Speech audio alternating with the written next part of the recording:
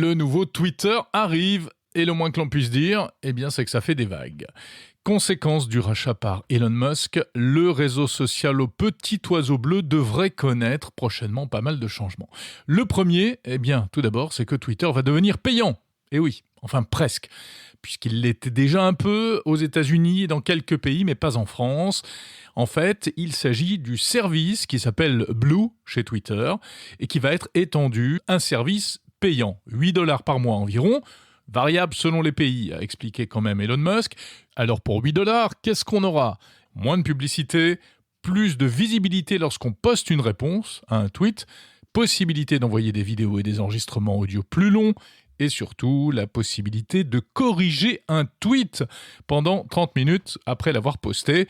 Normalement, on le sait, sur Twitter, ce qui est écrit, ça ne bouge pas ou alors il faut l'effacer. Là, ce sera une vraie petite révolution. Ça existe donc déjà dans Twitter Blue, mais peu de personnes pouvaient en profiter.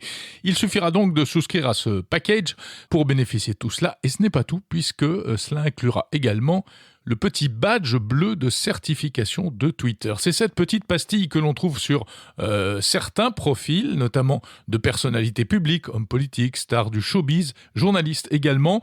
Une petite pastille qui garantit que le profil est authentique pour éviter les usurpations d'identité. Jusqu'à présent, c'était octroyé à la demande par les équipes de Twitter. Désormais, il suffira de payer. Pour Elon Musk, c'est un moyen, en principe, de lutter contre les faux comptes qui diffusent de la haine et des fake news. On peut penser que pour obtenir ce badge, il faudra, comme c'est le cas aujourd'hui, attester de son identité, en envoyant sa carte d'identité par exemple, même si ce point-là reste pour l'instant encore assez flou. Alors en tout cas, cette histoire de service payant sur Twitter, ça ne plaît pas à tout le monde. Et oui, car selon certains, cela revient à octroyer un signe distinctif à n'importe qui pourvu qu'il passe à la caisse.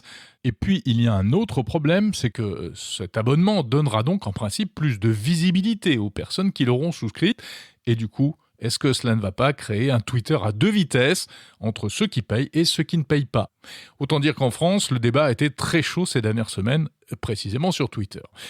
Bon, cela dit, d'un point de vue un peu plus économique, cette transformation montre donc que Twitter change de visage.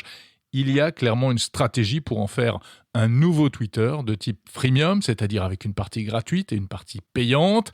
Pour Elon Musk, il s'agit de diversifier les revenus et aussi de réduire l'influence des annonceurs, ce qui, dans la logique d'Elon Musk, reviendrait donc à donner un peu plus de pouvoir aux utilisateurs et aussi à lui-même par voie de conséquence. En tout cas, c'est une vraie révolution. Elon Musk, il va à la sulfateuse en plus pour licencier les personnels de Twitter. Certains annonceurs quittent la plateforme. Et puis, pour les utilisateurs, bien sûr, c'est un tournant.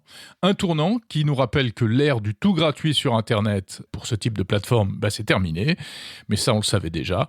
Et c'est peut-être le prix à payer pour, espérons-le, des services un peu plus matures. On verra si tout cela contribue réellement, comme le promet Elon Musk, à assainir la plateforme Twitter qui, il faut bien le dire, en a bien besoin.